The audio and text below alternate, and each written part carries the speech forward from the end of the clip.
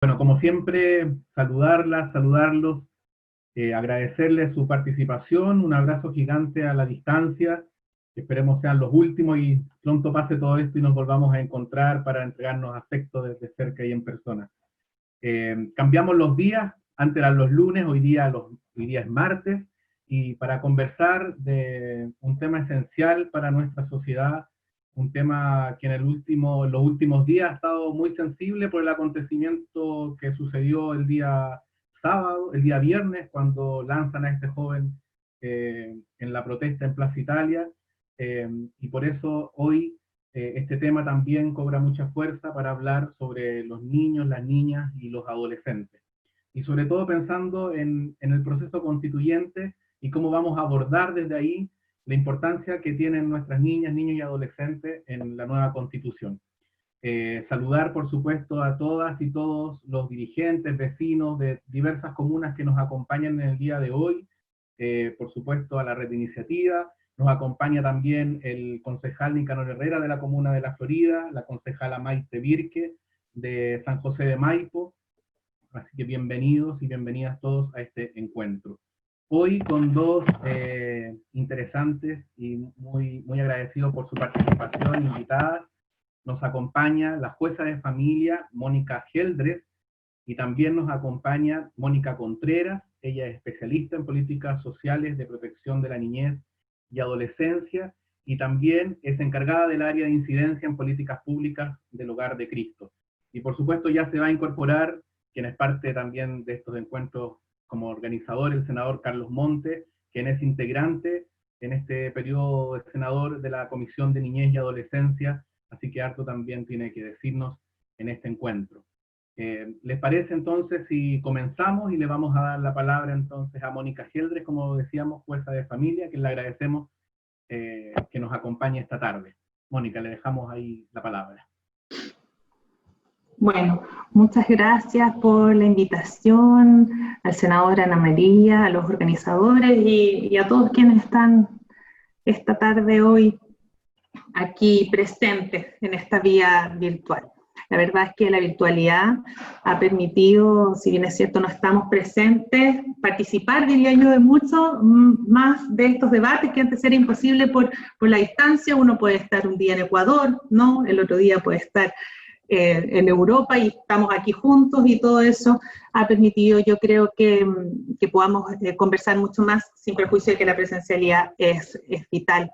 En relación a lo que se me pidió pudiera comentar, que es la realidad de los niños y adolescentes en términos de sus derechos en nuestro país y cómo esto podría ser corregido, ¿no?, en la Constitución y en este proceso que estamos viviendo. Lo primero que me parece relevante señalar es que nuestro país a nivel constitucional carece de un modelo de reconocimiento de derechos específicos de niños, niñas y adolescentes. Tampoco cuenta nuestro país con un sistema nacional de protección integral de derechos de los niños, niñas y adolescentes, con políticas, con normas, ¿cierto?, con una coordinación central. Y en esto el proceso legislativo se ha tardado bastante, ¿no? Son años, estamos a 30 años de la ratificación de la Convención y todavía no tiene nuestro país, no se ha dotado de un sistema, ¿no?, de protección para los niños, niñas y adolescentes. Actualmente, y me imagino sabrán, ¿cierto?, se encuentra en segundo trámite constitucional en el Senado, despachada recién de la Comisión Especial que tramita proyectos de infancia, donde es parte el senador Montes, el proyecto de ley de garantías de la niñez, que ha recorrido un largo camino, ¿no? Los proyectos son desde el 2015, y aún antes, y todavía le queda un largo camino. Luego, ahora sale de esta comisión, se va a Hacienda, luego a Sala, seguramente a Mixta, y por lo tanto no es, a mi juicio no visualizo como inmediato el hecho de que podamos tener esta ley marco, esta ley de garantías de la niñez.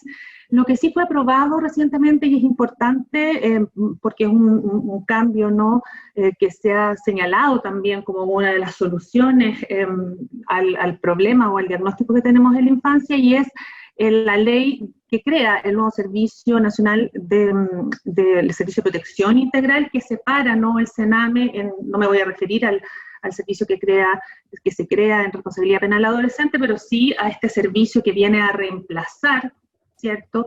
Más bien desde el nombre, debo decirlo yo, a mi juicio, el Servicio Nacional de Menores, más que sea una solución real a la problemática o el diagnóstico que nuestro país tiene en relación a su infancia y sobre todo aquella que está al cuidado del Estado.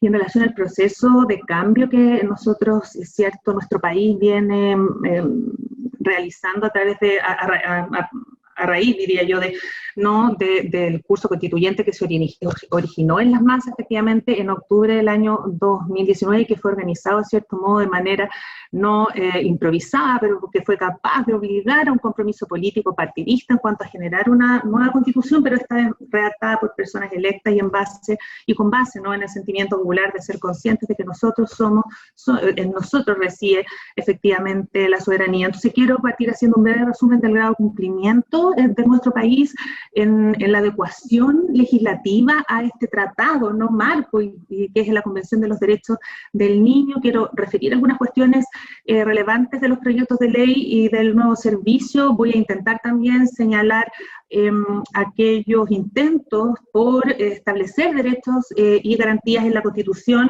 en el año 2012 y 2018, ¿no? Y para terminar con algunas reflexiones acerca de la importancia que constituye consagrar nuestra protección internacional en la Constitución de nuestro país. Partir señalando, cierto, que hace más de 30 años que nuestro país ratificó la Convención de los Derechos del Niño, y eso no es menor. Uno siempre dice, ya, llevamos 30 años desde la ratificación, pero nuestro país todavía no tiene una ley de garantías de los derechos de la niñez, y estamos a 30 años, ¿no?, de la ratificación. ¿Y cómo hemos ido adecuando? Han existido adecuaciones, por cierto, que han existido, que la legislación interna de alguna manera se ha ido adecuando, a mi juicio, lentamente a este tratado internacional, y solo mencionar algunas cuestiones que me imagino que son más que sabidas: la ley de filiación en el 98, la ley que acabó con la categoría de hijos, ¿cierto?, legítimos, naturales y legítimos, la ley de adopción en el 99, la ley que confiere el estado civil de hijo respecto de los adoptantes en el 2004, la que suprime los tribunales de menores y crea la ley de tribunales de familia en el año 2005, la ley que establece un sistema de responsabilidad penal adolescente, la Defensoría de la Niñez en el 2018, bueno, y otros, ¿no? Pero aún nosotros no contamos con este sistema, tampoco contamos con un código de los derechos de la niñez, y tampoco hemos derogado la ley de menores que data del año 1967. Que mantiene esta visión tutelar de los niños, niñas y adolescentes, y prima esta lógica paternalista y represiva del Estado. O sea, a 30 años de la Convención tenemos una ley que es absolutamente, entra en contradicción con lo mandatado en ese tratado internacional. Señalar también que luego de 1 año y 10 meses, como les refería yo, el Congreso Nacional aprobó la ley que crea el Servicio de Protección de la Niñez, pero esta ley se encuentra en el Senado con la ley de garantías, y se discute, ¿no?, todavía en la comisión que les señalaba yo, saliendo recién de la Comisión de Infancia. ¿Y qué ocurre? Cuando ambas leyes se juntan, eso no suele pasar, porque la técnica legislativa en nuestro país, la verdad es que no es de las mejores.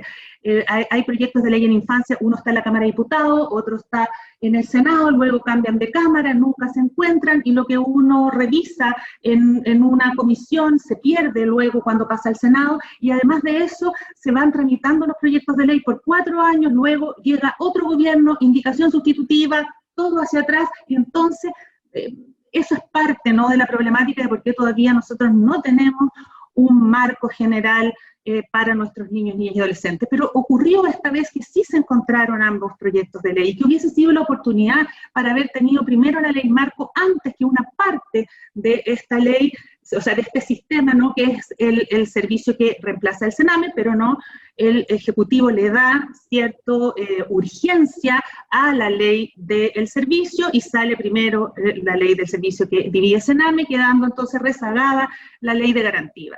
Y ustedes, me imagino, también saben lo que ocurrió, ¿no? A última hora se establece por indicación una ley de amarre, una suerte de amarre de la ley que crea el nuevo servicio a la ley de garantía, y con el objeto de que salieron juntas. ¿Y qué ocurrió con eso? Veto presidencial, y estamos todavía tramitándose el veto presidencial, ¿cierto? Y yo ahí no me atrevería a adelantar, porque en sala se pierde, luego en la comisión se gana, y luego tendremos que esperar qué ocurre con ello, sin perjuicio de que también se anuncia por ahí la posibilidad del Tribunal Constitucional.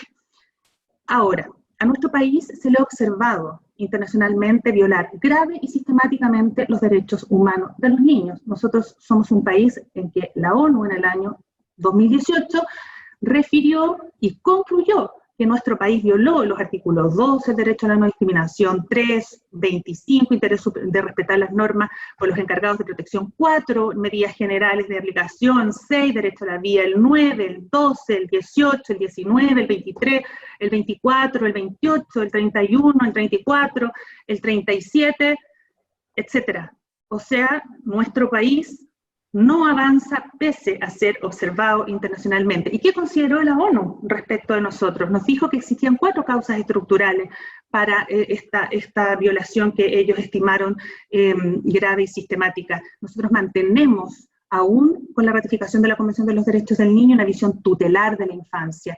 Se ha, a mi juicio, o sea, no juicio, esto es ya de la observación que hace el informe, ¿cierto? Hay una incorrecta interpretación del carácter subsidiario del Estado. Hay una excesiva judicialización del sistema, y esto lo hemos señalado donde hemos podido, los jueces de familia, tenemos una visión autocrítica. Hoy no existe una diferenciación entre lo que es grave vulneración de derechos que debería conocer los tribunales de familia y aquellas cuestiones que no tienen esa gravedad, que más bien debería ser propia de una resolución del territorio a través de la protección administrativa. No, hoy todo, absolutamente todo, lo ven los tribunales de familia, y yo creo que es parte, ¿no?, del diagnóstico que tenemos, el que el tribunal conozca todo. Al conocer todo, además, cuestiones que son más bien de oferta, etcétera, pasa y hacemos pasar a la familia por el tribunal, y la verdad es que el tribunal le hace muy mal a la familia.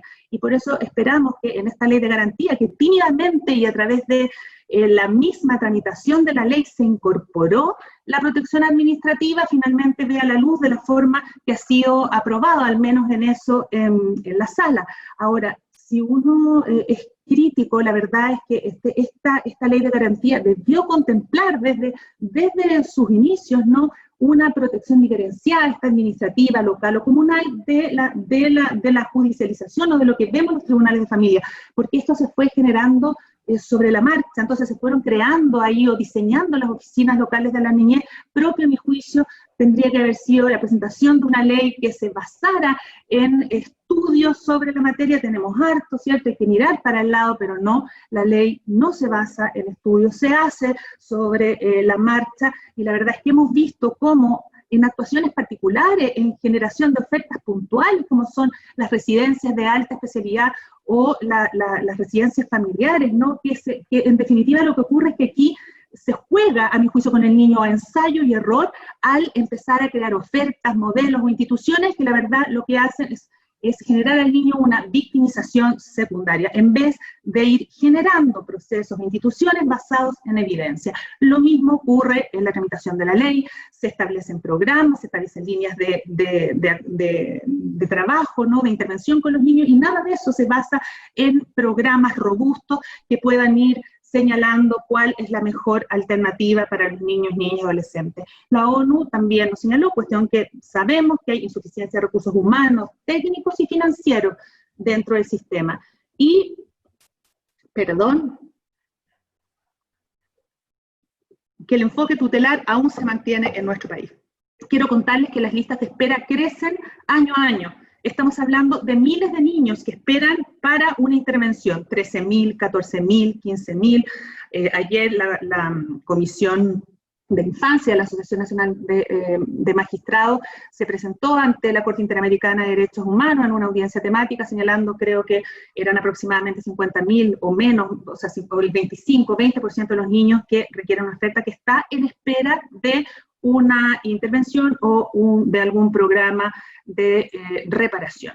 Y una cosa es el cupo, nosotros estamos enfocados en entregar más recursos para obtener cupo, pero todavía no logramos pasar a la parte relevante, y es que tenemos que realizar los estudios que son necesarios para saber si esos programas realmente están cumpliendo o no su labor.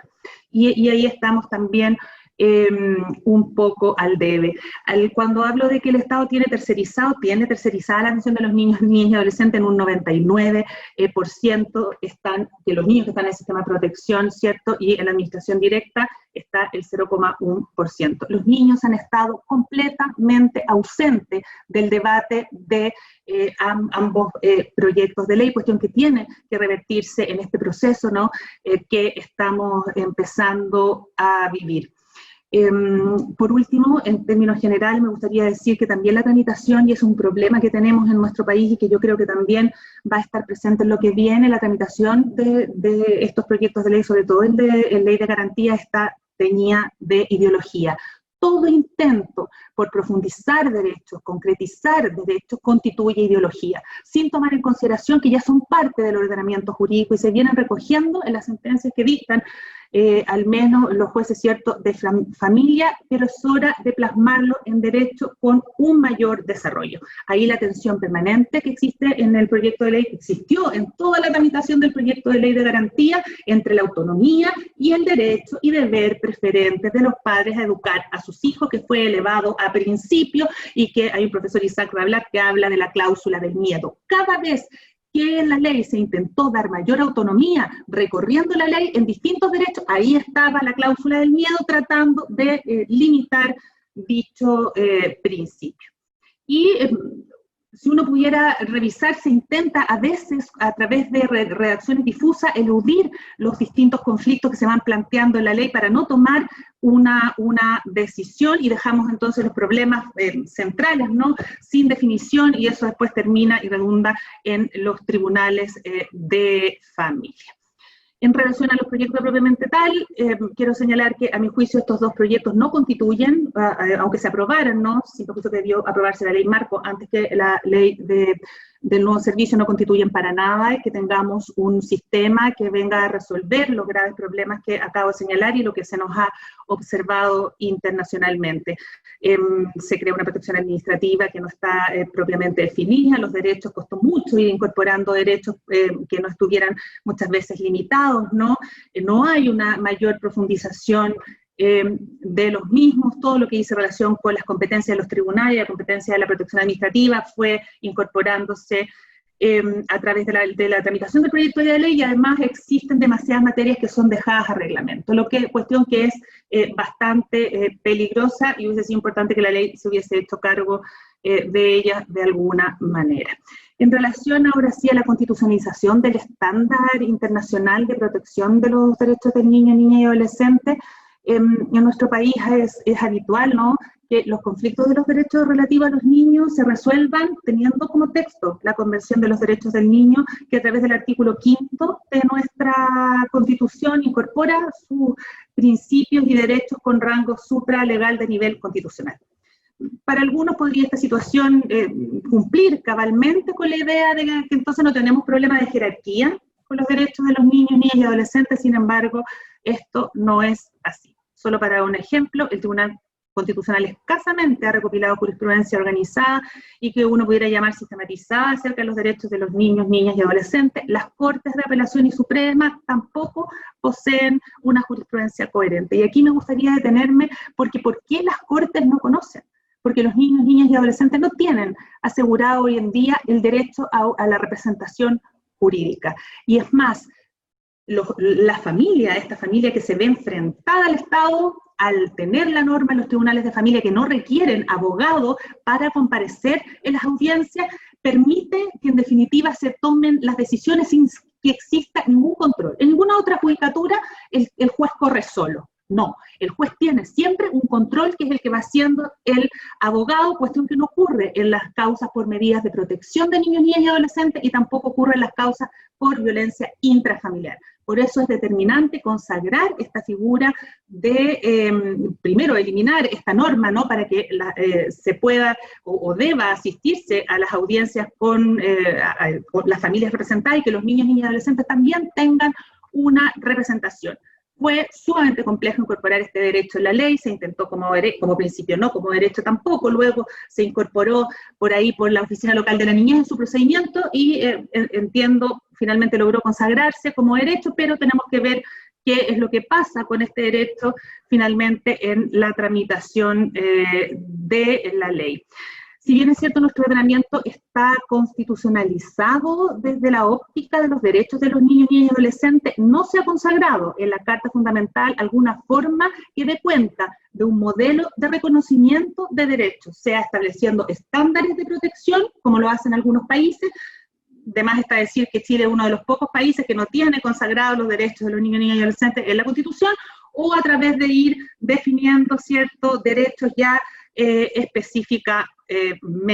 Esto importa porque implica, ¿cierto?, dar cuenta de una protección reforzada y de una especialidad acorde a la evolución de la protección que han hallado en el derecho internacional de los derechos humanos, niños, niñas y adolescentes. Y esta falta de reconocimiento expreso en la Constitución de los niños, niñas y adolescentes como sujetos de derecho, así como la inexistencia de deberes constitucionales específicos para el Estado, la sociedad y la familia respecto a la protección de la infancia, constituyen omisiones que deben ser abordadas con el sentido de relevancia que se requiere. Entonces se plantea la necesidad de incluir en el nuevo texto constitucional este modelo de reconocimiento de derechos, y en esto hay que ver, y se puede revisar, hay un estudio muy bonito de dos constitucionalistas, Lovera y Baza, que han estudiado cómo se han ido incorporando los distintos modelos en las constituciones de prácticamente todo el mundo.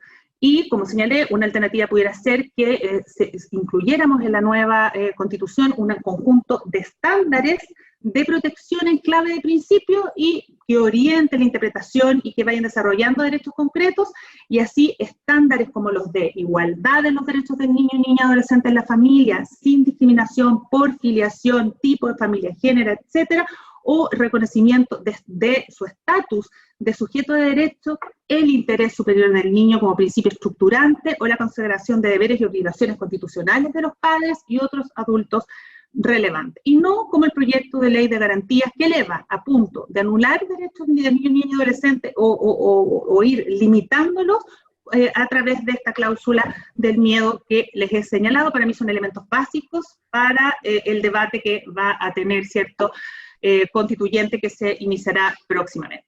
Y otra forma, como ya señalaba también, de ir consagrando esta protección de derechos de niños, niñas y adolescentes internacionales a través de un catálogo específico de derechos de niños, niñas y adolescentes en la Constitución junto con sus garantías, y aquí algunas constituciones ¿cierto?, utilizan el desarrollo integral de su personalidad, consagran, digo, prohibición de toda forma de maltrato y explotación infantil, protección contra toda forma de violencia, maltrato o abuso, derecho a una afiliación determinada, a la igualdad entre los hijos, a vivir en una familia y a recibir protección, a participar en el desarrollo de la sociedad y ser escuchado, entre otros, representan una concreción de un reconocimiento especial de su estatus de ciudadanía. ¿Qué señalan los detractores? ¿Qué señaló el Ejecutivo en el año 2018? Cuando se intentó, han existido al menos dos, ¿no?, intentos por establecer, Anita me dice cuando se me acaba el tiempo, porque si no yo podría seguir hablándome, que voy a tratar de demorarme 5 minutos más para no cansar. Pero ¿qué ha dicho el Ejecutivo cuando se presentó este proyecto de ley? Se refundieron el del 2012 y el 2015. ¿Qué dijo el Ejecutivo? ¿Para qué voy a consagrar derechos en la Constitución? ¿Para qué lo voy a hacer? Si en definitiva dijo el 2018, estoy tramitando la ley de garantía. Entonces lo que pudiera ocurrir es que exista contradicción entre lo que ustedes están tramitando, esto era la Comisión de Constitución, Legislación y Justicia de la Cámara de Diputados, y lo que ya está lo que ya está consagrado en esta ley de garantías, que supuestamente, ¿cierto?, porque no legislamos, porque iba a salir prontamente la ley de garantía. Aquí estamos, 2020, a puertas de 2021, no tenemos ley de garantía y fue una de las razones que se tuvo en consideración para no tramitar esos proyectos de ley refundidos que querían establecer ciertos derechos de los niños, niñas y adolescentes en la Constitución. Ahora, muy mal ahí el argumento, porque el argumento es todo lo contrario. Yo debería consagrar este estatuto de protección en la Constitución y luego toda la legislación debería adecuarse a él. Ahí está la contradicción, no al revés como se señala. Primero la Constitución establezco y toda la legislación se adecua. Y por eso es necesario que de generar esta nueva Constitución estén bastante presentes todas estas cuestiones. La realidad comparada en nuestra región muestra así que muchas cartas fundamentales, si bien van explicitando derechos, adolecen de un serio defecto, de manera que es, ¿cierto?, la merma de garantías, con aquello, con lo que los derechos se ven, la verdad, efectivizados en la realidad cotidiana de miles de niños, niñas y adolescentes. Entonces, nuestro desafío es superar esa valla y avanzar hacia la consagración definitiva en el texto constitucional del estándar de protección integral, y este es el momento. Por cuanto nuestras constituciones históricamente se han caracterizado por su rigidez, es decir, que fundamentalmente existen barreras importantes que dificultan la modificación del texto constitucional sometido a quórum exigente. Bueno, ¿qué les voy a decir yo a ustedes? Están todos, entiendo, súper, ¿cierto?, han iniciado este desafío. ¿Qué contempla nuestra Carta Fundamental? Es deber del Estado, dar protección a la familia y propender al fortalecimiento de estas. Y este principio que intentan poner en la ley de garantía, la verdad es que ya está acá, porque en el artículo 10, está en el derecho a la educación, se refiere a los padres, tienen el derecho y deber a educar a sus hijos, cuestión que ya está en la Constitución. Entonces, el reconocimiento constitucional del interés superior del niño como consideración primordial y estándar fundante de toda decisión general y particular que se adopte en relación a un niño debe necesariamente estar consagrado en nuestra nueva Constitución, como también otros, que ya les he señalado. Les hablé de los intentos de reforma constitucionales que no prosperaron, y por último, ya para no aburrir, digamos, es que se necesita que se cuente con la voz de los niños, niñas y adolescentes en la constituyente. Y así deberán organizarse los distintos grupos, ¿no?, y actores de la sociedad civil, ONG, Defensoría de la Niñez, ¿no?, porque debe dotarse, eso es una cuestión que también debe ocurrir, que debe dotarse de la institucionalidad para que los niños puedan expresarse. Les doy un ejemplo, ¿qué debería ser eso? Y doy un ejemplo de lo que ocurre en tribunales de familia. Una cosa es que el niño, niña y adolescente, hablamos del derecho del niño, niña y adolescente a ser oído. Una cosa es que yo lo escuche en audiencia reservada, ¿cierto? Cumplí con el deber de escucharlo. Y otra cosa, que lo que el niño me dijo, su opinión o su sentir, yo eso lo explicite en mi sentencia. Es ahí cuando yo lo tomo en consideración y lo valoro recién cuando voy a hacer o efectivizar el derecho del niño o niña a ser oído. No sirve que nosotros digamos, a ver niño, estos son sus derechos, porque bien sabemos que la revolución, cierto, pingüino, los niños no tenían más de 18 años, no, ellos son parte, si bien es cierto, no tienen este derecho a sufragio, sí han participado de la construcción y de la ciudadanía en nuestro país. Y por eso que es determinante que ellos estén presentes en la construcción, pero no presentes, como digo yo, escuchar sin tomarlo en consideración en la sentencia, no, presentes en la construcción de esta nueva Constitución, para que dejemos nosotros de esta visión de adulto, pensar qué es lo mejor, qué es lo que quieren, y aquí ejemplo, solo traje un ejemplo que encontré de una encuesta que se realizó recientemente a los niños, un estudio que es de este año, y cuáles son los derechos que los niños priorizaron, por ejemplo, cómo no, a crecer sano y sana y protegido, a la igualdad y a la no discriminación, a la salud, al agua y a una buena alimentación, a tener mejor educación y a la libre expresión. Muchas gracias. Muchas gracias a usted, Mónica, y aplaudiendo en silencio todos, pero le hacemos llegar los aplausos del reconocimiento de esta presentación que nos hace que a lo mejor en algunos momentos nos empieza a angustiar y nos empieza a mostrar todo un escenario tan desfavorable con este marco que no contamos, un sistema de protección para nuestras niñas, niños y adolescentes, pero también con la ilusión y esperanza de que este proceso sirva para generar esto que nos hace tanta falta. Así que muchas gracias, Mónica. Y de usted vamos a pasar, antes quiero saludar, se integró el senador Carlos Montes, como decíamos en un comienzo, él también es parte de la Comisión de Niñez y Adolescencia del Senado, así que ya está con nosotros el senador, bienvenido. Y ahora sí que le damos la palabra a Mónica Contreras, como decíamos en un comienzo. Ella es encargada del área de incidencia en políticas públicas del Hogar de Cristo y nos va, por supuesto, a acompañar también. Y también especialista en políticas sociales de protección de la niñez y adolescencia. Mónica, buenas tardes, bienvenida. Gracias por acompañarnos. Hola, buenas tardes a todos. Bueno, agradecer la invitación a la red de Iniciativa Ciudadana, agradecer especialmente a Ana María de la Jara, quien me hizo esta cordial invitación al senador, también Montes, saludar a Mónica Geldres, siempre es una gran escucharla, y bueno, a todos los presentes. Bueno, se me planteó el desafío de contestar estas dos preguntas o planteamientos respecto a la situación de los derechos de la niñez y adolescencia y cómo corregir los graves errores en la nueva Constitución. Quiero partir mi intervención aclarando que todo lo que plantearé representa mi visión personal, no represento en este momento a la institución donde trabajo, así que con esa libertad voy a hacer mis planteamientos. Y también, bueno, quiero hacerlo desde un análisis o desde una perspectiva sociocultural y ciudadana también, y me parece que es muy oportuno a propósito de la intervención de la jueza que nos ha dado el marco más bien jurídico. Así que creo que nos vamos a complementar muy bien para dar paso después, espero, a un diálogo. Lo primero, bueno, respecto a la situación de los derechos de la niñez y adolescencia, lo primero que me surge plantear es que efectivamente nosotros, a partir de la ratificación de la Convención, tenemos una deuda de reconocimiento como sujetos de derecho, como ya se ha dicho, y que tiene desde la perspectiva más simbólica un fuerte peso.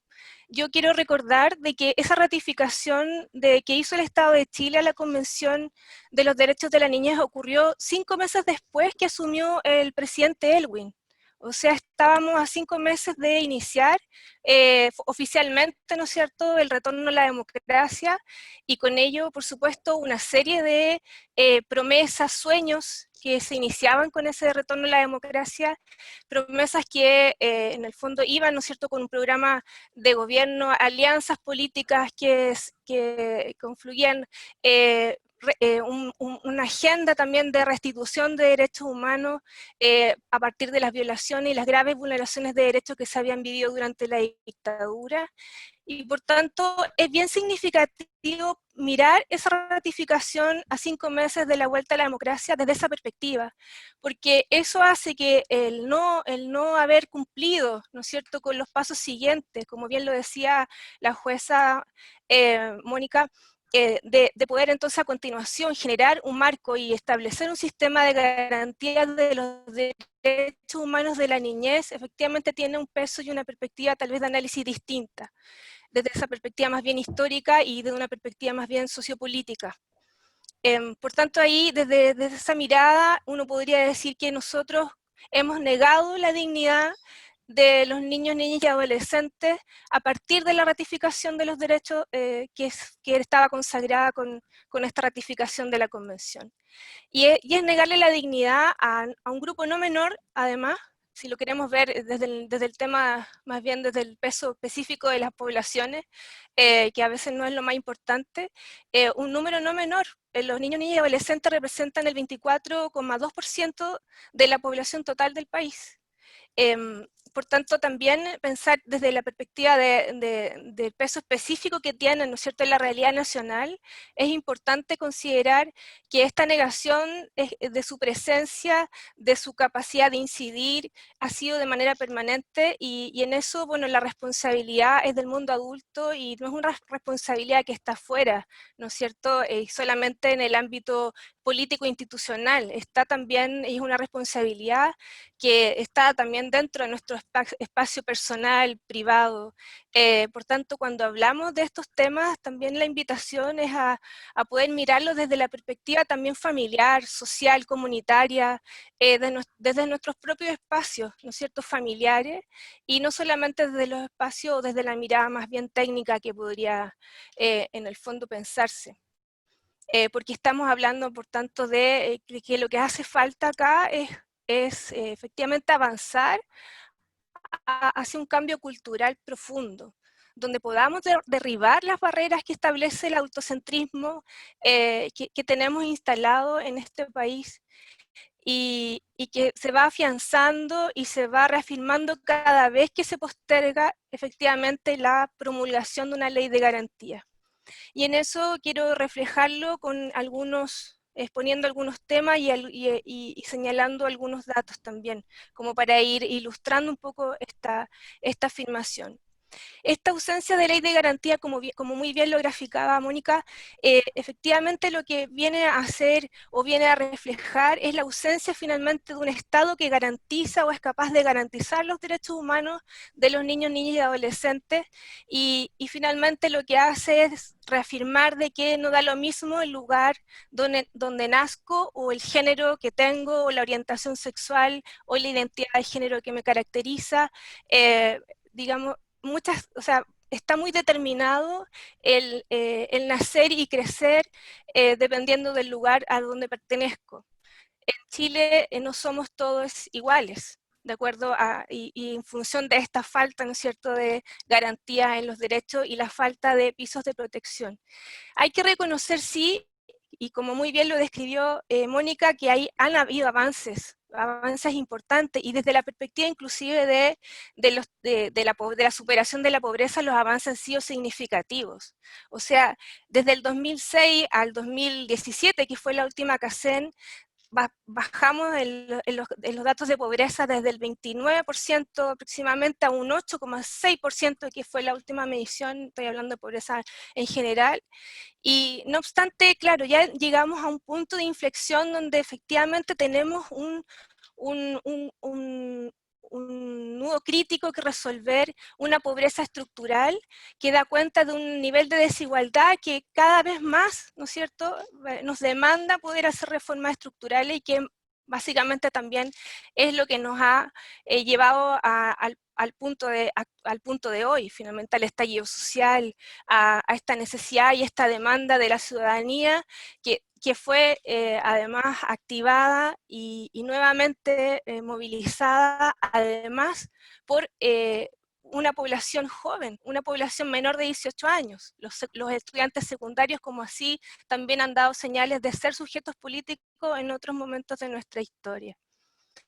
Dicho esto, quiero también relevar entonces que si bien hemos tenido avances significativos en materias de políticas sociales, en reconocimiento de derechos específicos, esta falta de ley de garantía y esta falta de instalación de un sistema de protección integral que de alguna manera le vaya dando carne, ¿no es cierto?, a las declaraciones de que plantea la Convención de los Derechos del Niño a nivel nacional y en la vida diaria de los niños, niñas y adolescentes, se expresa fuertemente, por ejemplo, en la situación de pobreza que afecta al menos al 30% de los niños, niñas y adolescentes.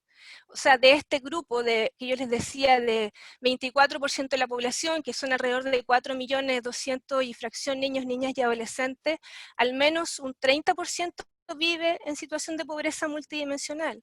Y si nosotros entendemos la pobreza como una grave vulneración de derechos humanos, porque efectivamente la situación de pobreza significa que no puedo ejercer y realizar, ¿no es cierto?, tengo mis necesidades básicas insatisfechas, no puedo ejercer plenamente mis derechos humanos. Efectivamente, si comprendemos la pobreza como una grave vulneración a los derechos humanos, efectivamente estamos ante una situación crítica en nuestro país respecto a la situación de los derechos de los niños, niñas y adolescentes. En ese sentido también quisiera, por ejemplo, dar cuenta de la falta de otra manifestación importante, bueno, y ahí quiero hacer referencia también a lo que nos ha afectado y nos impactó recientemente, como es la pandemia.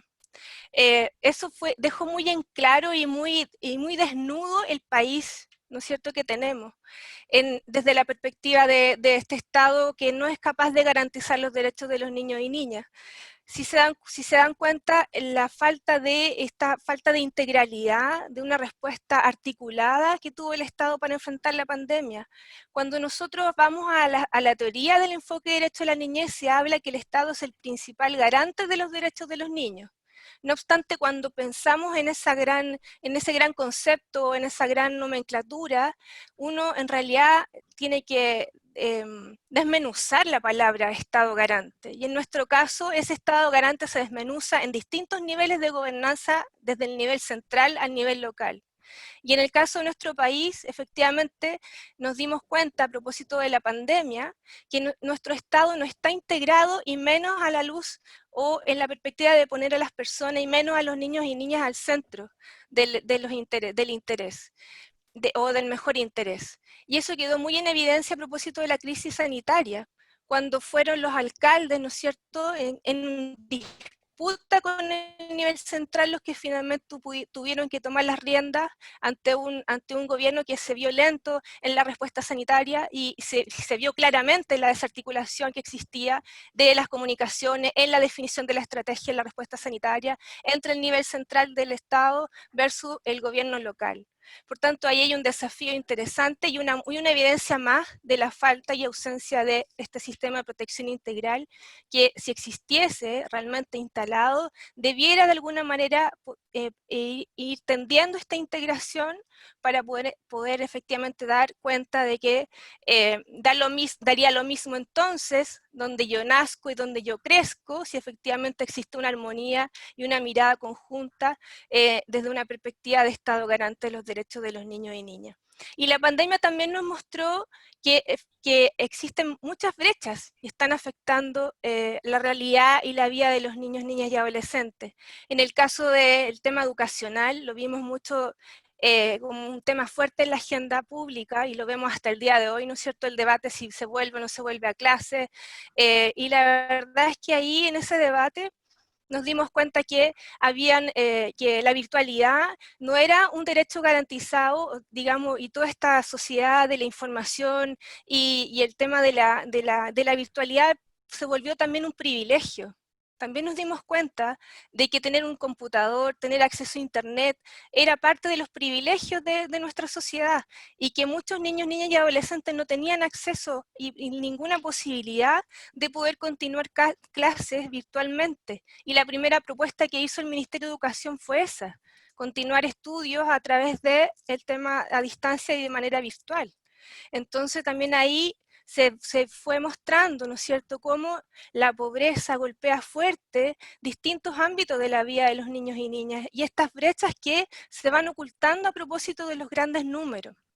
También en ese debate respecto a la agenda en materia de educación, nunca se mencionó hasta el último periodo, cuando ya fue inevitable, la situación que antes de pandemia ya vivían más de 180.000 niños, niñas y adolescentes que están excluidos del sistema escolar. En Chile tenemos más de 180.000 niños, niñas y adolescentes del sistema escolar que no cuentan con ninguna política pública adecuada a sus necesidades. Obviamente, ante una situación de pandemia y con estas brechas en el acceso a computador y acceso a internet, esta cifra, ya la UNESCO lo ha señalado, va a aumentar considerablemente. En el caso de nuestro país, esta cifra puede inclusive superar a otros 80.000 más jóvenes, niños, niñas y adolescentes. Por tanto, ahí también, y claro, cuando uno va a los grandes números de la educación en Chile, tenemos buenos números, y sobre todo si nos comparamos con otros países de América Latina. Sin embargo, este 8,6% de pobreza ya efectivamente es una pobreza que requiere reformas estructurales del modelo de desarrollo que tenemos.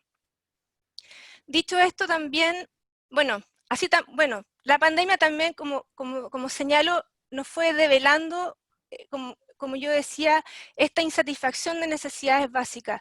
Hay otro dato interesante a propósito de todo lo que se nos señaló, bueno, ustedes seguramente lo han escuchado y lo han debatido en este espacio, que el confinamiento también era un gran desafío, ¿no es cierto? El mantener las cuarentenas era un gran desafío cuando hablamos de las familias en situación de pobreza y exclusión social, cuando hay al menos un 30%, en el caso de los niños, niñas y adolescentes, al menos un 30% vive en situaciones en condiciones de hacinamiento, y 30.000 niños, niñas y adolescentes viven en campamentos. Y esa es una cifra de un catastro que se hizo el 2019. Por cierto, esa cifra va a ir en aumento a propósito de la crisis social y económica que estamos viviendo por la pandemia y también de alguna manera se inició a propósito del estallido y como consecuencia del estallido social y bueno, y toda la crisis que estamos viviendo como país hace un rato ya. Por tanto, ahí también aparece el tema del agua, las zonas de sacrificio. Todo eso son señales y evidencias de que tenemos que necesitamos un modelo de desarrollo distinto que ponga los intereses de los niños y niñas y adolescentes y sus derechos al centro. Un 42% de las comunas de Chile no tiene derecho garantizado al agua. O sea, difícilmente podríamos entonces tener o hablar de una vida digna, un desarrollo saludable en el caso de los niños, niñas y adolescentes. Y obviamente que si vamos a los datos más comparados entre quintiles de ingreso, entre estratos sociales, por supuesto que ahí las brechas se disparan cuando vamos comparando situaciones de malnutrición infantil, bueno, y lo que habíamos hablado un poco de las brechas en términos de educación, acceso a distintos bienes y servicios. Ahora, si la pregunta es también, bueno, en qué otras cosas se manifiesta, ¿no es cierto?, esta ausencia de reconocimiento de los niños, niñas y adolescentes como sujeto de derecho en nuestro país y la falta de garantías en materia de derechos humanos. Yo quiero aquí dar como, para ir cerrando esta primera parte, 3 ejemplos importantes de reformas que en mi modo de ver son reformas inconclusas y que tienen mucho que ver con lo que Mónica planteaba y que de alguna manera van dando cuenta también de esta matriz cultural, adultocéntrica, patriarcal, que nos caracteriza, ¿sí? Y una tiene que ver, ella inclusive Mónica lo mencionó, que tenía que ver con la ley que de alguna manera eliminó de nuestra matriz cultural a los guachos, ¿sí? Como decía Salazar, eliminó a los guachos de nuestro país. Eso recién ocurrió en 1998. Es una historia reciente de nuestro país realmente. Pero sigue quedando fuera un grupo importante de niños, niñas y adolescentes respecto al reconocimiento de derechos filiativos como son los hijos, hijas y hijes de familias homoparentales. Entonces podríamos reconocer ahí también una reforma inconclusa desde la perspectiva de los derechos de la niñez. Otra reforma inconclusa, la ley de 20.500, la ley de participación ciudadana, como la conocemos nosotros, que tiene un nombre un poco más largo. El mismo Comité de los Derechos del Niño reconoció, o sea, recomendó al Estado de Chile poder incorporar la opinión de los niños, niñas y adolescentes en la ley 20.500. Sin lugar a dudas, la ley 20.500 es una ley que nos enorgullece, es un avance en materia de derechos ciudadanos, pero efectivamente desde la perspectiva de esta población que estamos analizando, tiene una deuda tremenda en materia de reconocimiento de su estatus de ciudadano. Y finalmente también quiero plantear como una reforma inconclusa y reciente la ley de identidad de género. Es una ley que se promulgó recién en el 2018, es una ley que solamente protege y brinda garantías a los adolescentes mayores de 14 años, dejando fuera a los niños, niñas y adolescentes trans menores de 14 años. Y ahí, efectivamente, ¿cuál es el argumento? Debates inconclusos, debates que tienen que darse en la reforma, a mi modo de ver, en la nueva Constitución y que tiene que ver con la autonomía progresiva. Efectivamente, aquí hay todavía sectores conservadores que ostentan poder y que de alguna manera logran efectivamente doblarle la mano a los principios que establece la Convención de los Derechos de la Niñez. Por eso es muy importante que para corregir estos errores, esta deuda que tenemos en el reconocimiento de los niños, niñas y adolescentes como sujetos de derecho y como ciudadanos, es que en este nuevo proceso constituyente, como muy bien decía la jueza, debemos establecer mecanismos formales de participación. O sea, en el proceso constituyente, efectivamente, el reglamento digamos, y todos los mecanismos que se establezcan en la Convención Constitucional o Mixta, la opción que sea elegida, debe establecer mecanismos de participación para los niños, niñas y adolescentes con los estándares que establece también el Comité de los Derechos del Niño para la Participación. Esta participación debe ser informada, debe ser una participación inclusiva, también atendiendo a la diversidad de las niñeces que existen en nuestro país, atendiendo a las niñeces migrantes, las niñeces de pueblos indígenas, a las niñeces de la comunidad LGTBI, entre otros. Y también porque, y no solamente por un acto reivindicatorio, y eso quiero que quede muy en claro, no solamente por un acto reivindicatorio, sino que también porque si nosotros no logramos establecer estos mecanismos y garantizar la participación de esta población en el proceso constituyente, corremos un gran riesgo de que la nueva constitución replique esta matriz adultocéntrica, patriarcal y heteronormativa que nos caracteriza. Y estas futuras generaciones, en el sentido de que ellos son los adultos del mañana, son los que tienen que, de alguna manera, van a gozar, por decirlo alguna vez, de los derechos que ahí se establezcan, de este nuevo Estado que vamos a refundar a propósito de esta nueva Constitución. Entonces, no es solamente un acto de reivindicación, ¿sí? Es necesario, es muy importante y relevante que garanticemos su participación para que ese refundar, que pueda, desde una perspectiva simbólica, pero también desde una perspectiva de derecho, se consagre efectivamente el nuevo país que estas nuevas generaciones sueñan, ¿no es cierto? Y eso está expresado y de acuerdo también a su modelo de desarrollo. Y desde esa perspectiva quiero también señalar, para ir cerrando y poder tener espacio para que podamos conversar, al menos pienso y opino que es lo que debiera ir en esta Constitución, sin ser experta en Constitución, por cierto, porque soy socióloga, y ahí la jueza nos podrá ir ayudando un poco a ir haciendo las precisiones más jurídicas de todo esto, es que primero, obviamente, y tal cual se ha señalado, tiene que haber un reconocimiento explícito de los niños y adolescentes como sujetos de derecho en esta carta, en esta nueva Constitución. Tiene que estar explicitado también y tiene que estar presente el principio de interés superior del niño, como muy bien lo explicó la jueza, como criterio prioritario. Me parece que aquí, como ya lo había anunciado recién, debe darse el debate de la autonomía progresiva. El principio de autonomía progresiva de la Convención tiene que ese debate darse y zanjarse en la nueva Constitución. Porque esto, en la falta de este debate, digamos, y de un debate serio, efectivamente, no teñido por creencias religiosas, principalmente son las que están cruzando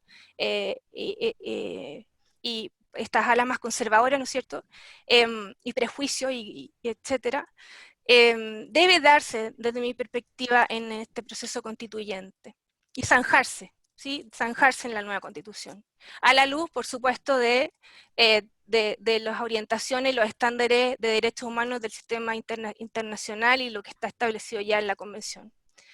Por otro lado, también pienso que debiera estar explicitado en la Convención el principio de igualdad y no discriminación, porque efectivamente es a través de este principio que se funda la dignidad de los niños, niñas y adolescentes, y podemos reconocer también la diversidad y el respeto a la diversidad que existe entre las niñeces y adolescencias. Debe también, creo, esta nueva Constitución garantizar pisos mínimos de protección social, o sea, debe estar establecido también cuáles son los derechos económicos, sociales y culturales, con una mirada también en la lógica de poder orientado al interés superior de los niños, niñas y adolescentes. el derecho a la protección contra todo tipo de violencia, y aquí quiero inclusive, y a propósito de la introducción a este encuentro, explicitar el tema de la violencia institucional como algo intolerable, ¿sí? Obviamente la violencia física, la explotación sexual comercial infantil, o sea, estamos hablando de todo tipo de violencia, incluyendo la violencia institucional, y todo ello también en el marco de una perspectiva de desarrollo sostenible. Me parece fundamental que los niños tengan garantías de derecho a vivir en un ambiente y un medio ambiente sano, una constitución ecológica, como decía mi amiga Camila Carrasco de la Fundación Alameda el otro día en una columna, ¿sí? Soñar y pensar en una constitución ecológica, porque efectivamente necesitamos tener un desarrollo social, económico y medioambiental que esté en armonía, porque eso también es parte de las garantías que tenemos que establecer para refundar este nuevo Chile que esperamos un poco desde lo simbólico, ¿no es cierto?, significa tener una nueva constitución. Eso era bueno, esas son mis reflexiones para poder pasar ojalá a la conversación. ¿La jueza Mónica Helder? Bueno, primero que todo, señalar que, bueno, así es la lucha de los derechos humanos, ¿no? A no decaer, no es la intención que nos vayamos hoy día, digamos, apesadumbrados por la situación, pero sí tenemos que preocuparnos. Creo que todos desde el lugar que estamos tenemos que ser agentes activos para el cambio, y eso es lo que nos tiene que motivar. En lo personal, desde que realicé el informe que lamentablemente la prensa le pone mi apellido, el informe Geldre, que lleva a ser hace casi 10 años, lo lamentable para mí es que después de haber, bueno, logramos visitar a aproximadamente 10.000 niños en ese año 2010-2011, y luego de eso vinieron 2 comisiones investigadoras que ratificaron las conclusiones del informe, y luego de eso el informe del Instituto Nacional de Derechos Humanos, que ratificaba lo señalado por este trabajo de un grupo de jueces, y luego vino el informe de la ONU, que señalaba exactamente las mismas conclusiones, el 2018, y luego vino el informe de la Policía de Investigaciones, por el cual renuncia el fiscal Emil Fork. El juicio de Lisset Villa se quedó para el próximo año, 4 años de tramitación de los niños, niñas y adolescentes de la muerte de Sename. Ese es el diagnóstico que debería invitarnos, un diagnóstico reiterado, que debería invitarnos a ser agentes activos del cambio. Quiero tomar las palabras de Mónica para señalar también que me parece determinante el hecho de que en el legislativo se empiecen a dar los debates como corresponde. Debates como la adopción abierta, la adopción no puede seguir siendo secreta, no puedo yo cortar el vínculo con la familia de origen a un niño que tiene 10 años o 6 años, que conoce a su familia, debate que no quiere darse, ley que está en tramitación y que por supuesto no contempla dicha modalidad, y en lo personal intenté en un fallo generar fundadamente dicha institución y me fue revocado, así que tampoco por ahí ha sido eso una luz. Por supuesto que la ley de identidad de género tenemos que empezar a hablar respecto a los menores de 14 años, tenemos que empezar a hablar de la familia acogida. Hay un proyecto de ley del acogimiento, ¿cierto?, de 0 a 3, los niños no pueden pisar una residencia de 0 a 3 años. La institucionalización le hace mal a los niños y por lo tanto ese debate tenemos que darlo ya.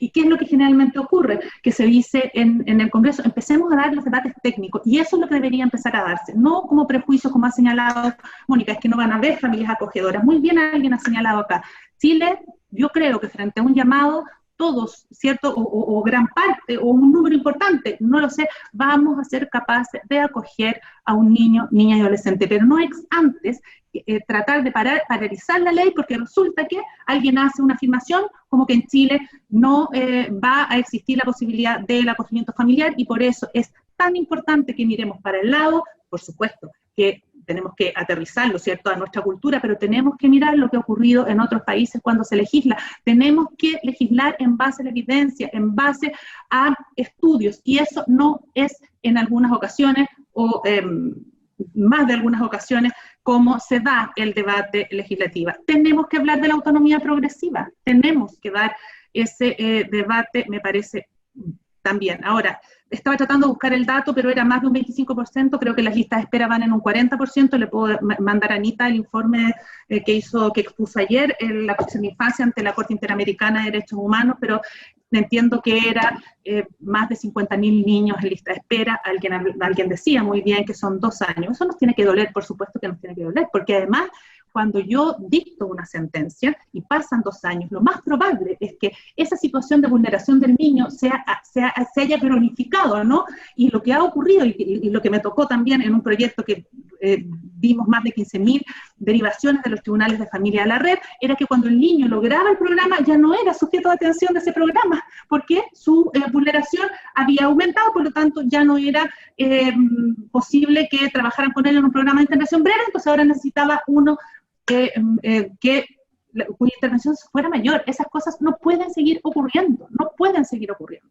Y no se supera con la legislación que se ha creado. Es más, yo lo dije así, aquí está el senador Montes, estoy muy preocupada de lo que ocurrió en la ley que crea el nuevo servicio, dado que el último garante finalmente son los tribunales de familia, y hoy yo puedo no solo derivar al tipo de intervención, sino que al programa específico. Es decir, si necesito un programa de reparación, yo derivo al programa, al proyecto en definitiva. Ahora yo voy a derivar servicio y va a ser el servicio el que va a designar el programa en particular. ¿Qué me preocupa? ¿Qué pasa si al niño se le cambia de región, por ejemplo, porque no hay oferta en la región? El tribunal pierde un poco, ¿no?, esa digamos, supervisión que teníamos hasta el día de hoy. Los jueces tenemos también un rol activo que ejecutar. No podemos seguir, para nosotros no puede ser, no puede darnos lo mismo que un niño esté en lista de espera de 2 años. Bueno, están los apremios, y a los jueces nos cuesta muchas veces aplicar los apremios contra quien corresponda. Nosotros somos los últimos garantes, y en eso también falta perfeccionamiento en nosotros, falta estudio, y así de esa manera lo dijimos también en la Corte Interamericana de Derechos Humanos. Muchas veces la Academia Judicial no entrega aquellos programas que nosotros necesitamos para ir perfeccionando, ir mejorando. Este tema que tenemos nosotros, ¿cierto?, de que me califican mis superiores, también eso, la carrera funcionaria, y también en cuanto a las decisiones que yo puedo tomar, si estoy mirando para arriba, que el superior me va a calificar, entonces a lo mejor eso también me inhibe. Ahí también hay mucho que hacer en ese tema, en la nueva Constitución, por cierto. Ahora, políticas de prevención. Nosotros estamos acostumbrados, no, más bien a lo represivo, a tener la respuesta tardía, pero nosotros tenemos que apostar y poner las fichas en la prevención, y poner las fichas en la protección administrativa que, como les referí, fue creada mientras en el curso de la ley, por la insistencia, digo yo, de algunos, ¿no? Pero no se entiende, y por mucho tiempo en la tramitación de la ley se trataba de decir que toma medidas o no toma medidas, en fin, una legislación no puede ser así. Tendríamos que haber tenido un sistema robusto de protección administrativa con oficinas locales de la niñez que tuvieran la oferta necesaria en el territorio, etcétera. Bueno, vamos a partir de otro modo, de a poquito, revisando, ¿cierto? Y ir viendo cómo en el camino nos va. Y no nos va bien cuando nosotros legislamos así, y no nos va bien cuando nosotros creamos programas sobre la marcha, como ya les señalé, en las residencias de alta especialidad, que fue la respuesta para los niños en problemas de salud mental. Alguien hablaba, ¿cuánto es el problema de salud mental? El 70% de los niños que estaban en el sistema residencial, dijo la ONU, tenían problemas de salud mental. ¿Y cuál es la respuesta que tenemos? Cero, porque el aporte estadía hoy casi no existe. Y entonces, ¿cuál es la respuesta que se da a dicho informe? La residencia de alta especialización, que las invito a revisar cómo ha sido el funcionamiento y qué es lo que ha ocurrido, y las graves situaciones de vulneración a los derechos de los niños, niñas y adolescentes que se han dado en esas instituciones. Tenemos que avanzar en la salud mental de los niños, y ahí hay un gran cambio que podemos hacer como país, y es que el contexto familiar es lo que puede resolver la situación de muchos niños, niñas y adolescentes en nuestro país. En vez de que estén en el sistema residencial, ¿por qué no darle cada uno de nosotros, los que podamos, un contexto familiar? Y por eso es que relevo de nuevo la situación de ponernos las pilas con el acogimiento familiar. Creo que con eso, por lo menos de los puntos que anoté, me habría hecho cargo de la mayoría. Muchas gracias, Mónica. Mónica, le damos la palabra. Mónica Contreras. Mónica Contreras. Tengo un problema aquí, muchas Mónicas. Como nunca, porque no es un nombre tan común. Bueno, anoté las consultas e intervenciones, voy a ir tratando de ir comentando cada una de ellas. Se habló de las listas de espera. Efectivamente, debiéramos avanzar a lo que hemos ido conversando durante esta tarde, ¿no es cierto?, a instalar un sistema de protección integral que establezca garantía, y eso significa, así como lo hemos conocido, por ejemplo, en tal vez la única ley con garantía, que es la ley Auge de salud, ¿verdad?, que establece garantía y mecanismos de exigibilidad. Nosotros debiéramos tender a tener algo en esta línea. Lo menciono porque tal vez lo más cercano a lo que estamos pensando, y eso ayudaría, por cierto, a poder darle prioridad, atención prioritaria a los niños, niñas y adolescentes, y atender el tema de, o sea, no debiera existir, como muy bien lo ha descrito la jueza, existir lista de espera en este tipo de graves vulneraciones, porque son violaciones de derechos humanos fundamentales de lo que estamos hablando. Por tanto, esto es inaceptable, intolerable socialmente, y no debieran existir, y por tanto aquí debieran de verdad existir garantías explícitas con mecanismos de exigibilidad muy claros en la ley de garantía. Y en el nuevo servicio eso no está establecido, por cierto. Si bien hay avance en materia de, seguramente van a haber avances en materia de modelos de calidad, atención, etcétera, no está establecido garantías de atención y que vayan a resolver este problema. Por supuesto que coincido y comparto que tenemos que avanzar también en la instalación de un modelo muy pensado en términos de política pública orientado a la prevención de las vulneraciones de derechos. Efectivamente, ahí debiera estar los mayores esfuerzos, porque es la única manera de reducir la violencia contra los niños y las niñas. Y en esto quiero también aprovechar de mencionar que no quisiera que quede la sensación de que este es un tema solamente arraigado en las poblaciones en situación de pobreza, ¿sí? Aun cuando efectivamente hay una alta correlación entre las poblaciones que están en el Servicio Nacional de Menores y la situación de pobreza, pero efectivamente hay estudios que avalan de que al menos el 70% de la población de los niños, niñas y adolescentes, independiente de su estrato socioeconómico, sufren algún tipo de violencia, sea física o psicológica. Lo que pasa que no, obviamente los estratos más altos resuelven esto de otras maneras, y los niños, niñas y adolescentes no terminan en el Servicio Nacional de Menores. Nosotros también hemos de alguna manera judicializado la pobreza y la violencia en el marco y en el contexto de pobreza. Eso también es parte de los privilegios de los estratos más altos. Cómo abordan las crisis familiares y las vulneraciones a los derechos de los niños y adolescentes de estos espacios y de estos estratos socioeconómicos más altos.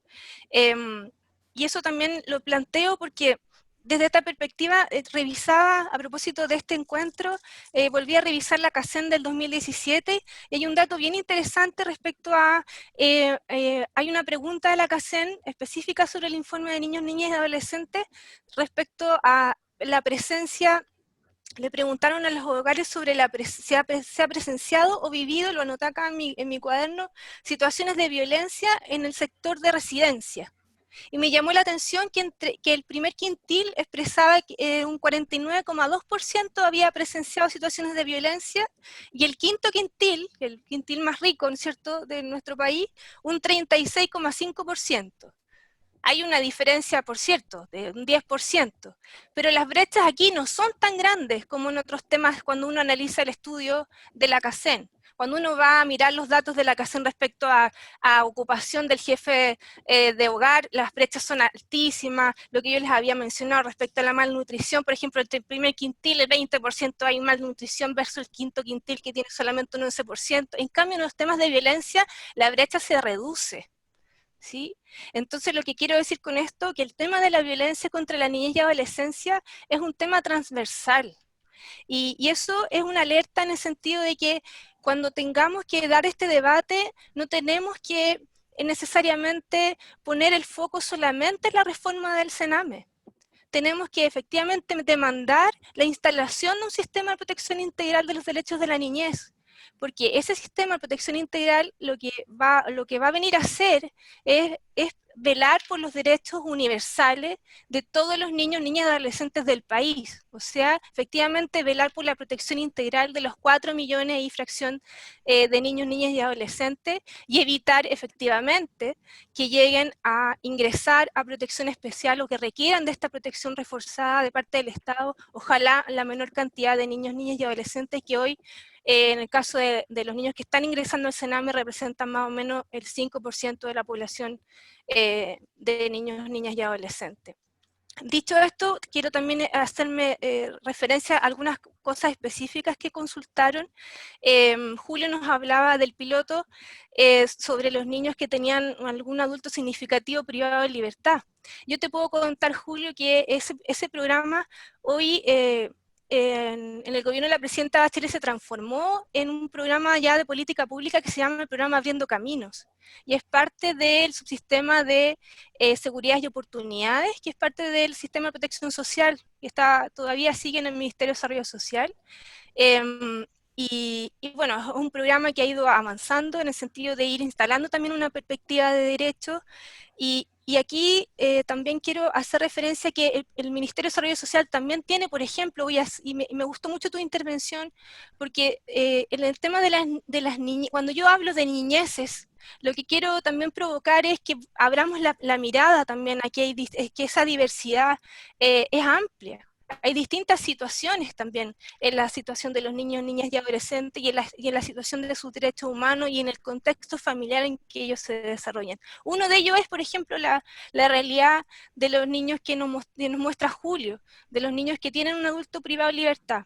Otro programa interesante que hay en el Ministerio de Desarrollo Social es el programa que atiende a los niños, niñas y adolescentes en situación de calle. No puedo dejar pasar mencionar a ese grupo en esta reunión porque es un grupo muy invisibilizado también en nuestros debates y en nuestras conversaciones. No obstante, muchos de ellos son parte de la primera línea ahora en los movimientos sociales, en el estallido social, están están presentes en los movimientos de alguna u otra forma. Son 572 niños que fueron, de acuerdo al último conteo del Ministerio, y también ahí tenemos un programa que está alojado en el subsistema de seguridad y oportunidades, que también es un programa que nace al alero de una incipiente política pública para las personas en situación de calle que surge también en el gobierno de la época de la concertación, pero que no ha logrado consolidarse como una política integral. Y aquí quiero también avanzar en una reflexión que quiero compartir con ustedes y que también tiene que ver con lo que hablaba Soledad respecto a los temas de consumo problemático, por ejemplo, en las familias. ¿Sí? Y cómo abordar el tema de los jóvenes que entran en conflicto con la ley penal, o los que tienen conductas de alguna manera disruptivas y que no pueden ser, y que no entran, como decía ya, que no están de alguna manera adecuadamente abordados. Y es que yo creo que el gran problema que tenemos hoy en día, y a propósito de también lo que yo señalaba al inicio, ¿no es cierto?, que ya llegamos a una pobreza mucho más estructural, es que el modelo de protección social, tal cual está planteado en las políticas públicas, necesitan una reforma también importante. ¿Sí? Necesitamos, y esto que se ha dicho desde hace muchos años respecto al tema de la mirada sectorial, efectivamente ya es una mirada que está agotada. ¿Sí? Es una mirada que no es capaz de resolver los problemas estructurales que tenemos por delante. Y eso es muy patente a propósito de abordar, por ejemplo, estas poblaciones. Cuando el programa Abriendo Caminos pone la mirada solamente en el niño, niña y adolescente y en quién lo está cuidando, y desatiende la situación de la persona privada de libertad, por ejemplo, en vez de generar una integración entre la política pública que tiene que ver con la reinserción del adulto, ¿no es cierto?, que está privado de libertad, versus también la situación familiar del niño que está afuera, ahí tenemos obviamente un bache y una deficiencia en la respuesta del Estado, que hace que esta respuesta sea insuficiente, que genere crisis cuando, por ejemplo, egresa la persona del sistema penitenciario y regresa a su casa, genera nuevas crisis familiares, etc. En el caso de los niños, niñas y adolescentes que están en situación de calle, misma situación. La mayoría de los niños, niñas y adolescentes que explican su situación, quiero decir a todo esto que el promedio de edad de los niños que están en situación de calle es de 15 años. Y la edad promedio de la cual estuvieron por primera vez durmiendo en la calle es de 12 años. Esa es la realidad de los niños en situación de calle en nuestro país, que si bien no es un número muy significativo, a la luz de tal vez las realidades de otros países, es un número que nos debe doler, por cierto. La principal causa que ellos señalan de por qué están en situación de calle tiene que ver nuevamente con crisis familiares.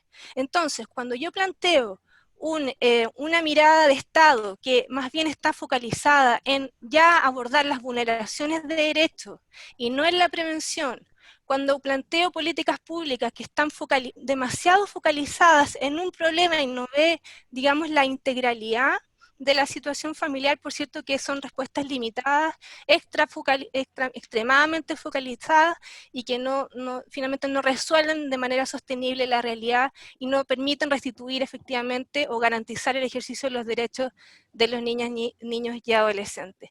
Por tanto, cuando Soledad nos decía hay que tomar decisiones, que ella cree que hay que tomar decisiones de fondo, en mi opinión, la decisión que hay que tomar de fondo efectivamente es demandar que se apruebe con urgencia una ley de garantías de los derechos de la niñez, con garantías efectivas, con mecanismos de exigibilidad, o sea, una ley de buena calidad en el fondo, y por cierto que lo que ya hemos comentado respecto al proceso constituyente como lo hemos venido conversando.